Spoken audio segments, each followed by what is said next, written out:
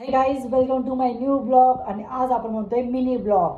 तर मित्रांनो, मस्त की सकाळी उठलोय, आवरलंय आणि मस्त की तयार झालो. बाहेरचं काम होतं ते बाहेर करून आलो.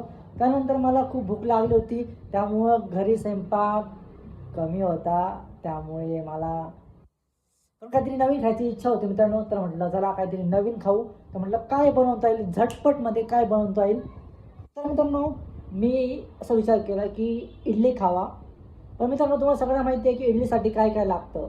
तर सगळं सामान आणावं लागतं, ते आणावं लागतं. तर मी झटपट म्हटलं की करावं काय. तर मित्रांनो, फायनली असं झालं की मी समजलं की मी इडली बनवावीच, पण खायची तर इडलीच आहे मला. पण शेवटी आयडिया आली की अंडे. तर मित्रांनो, मी फटाफट अंडे घेतले आणि बाउलमध्ये टाकले.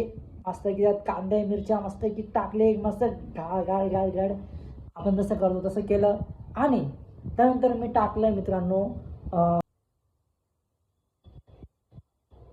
तर मित्रांनो हे इडलीचं भांड आहे. हे आहे मित्रांनो इडलीचं भांडं. तर मी इडलीच्या भांड्यामध्ये मी टाकले आणि जसं आपण इडली करतो तसंच सेम टू सेम केलं आणि फायनली असे बनले आहे. एकदम मस्त मस्त एकदम क्रिस्पी बनलेले. यात तुम्ही चीज पण टाकू शकता मित्रांनो. तर मित्रांनो, फायनली मी बनवले आणि आपण प्लेटमध्ये सर्व केले मित्रांनो. आणि अशा पद्धतीने दिसतं एकदम भारी, एकदम अंड्याची इडली.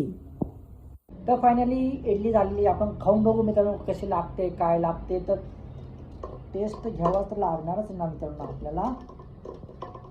बघूया कशी झाली आहे, काय झाली आहे माहीत नाही आहे, पण मला तर वाटतंय भारीच लागणार आहे टेस्ट. खाऊन तर बघा का. एक नंबर मित्रांनो. मित्रांनो, ही बनवा रेसिपी, तुम्हाला नक्की आवडेल. ही झटपट बनते मित्रांनो, जास्त वेळ लागत नाही. अंडा इडली ट्राय करा मित्रांनो. चला बाय बाय. आजचा मिनी ब्लॉग इथे संपतोय. आपण भेटूया नेक्स्ट ब्लॉगमध्ये. Bye bye. लाईक, कमेंट आणि सबस्क्राईब करा मित्रांनो. सबस्क्राईब करा. Bye bye.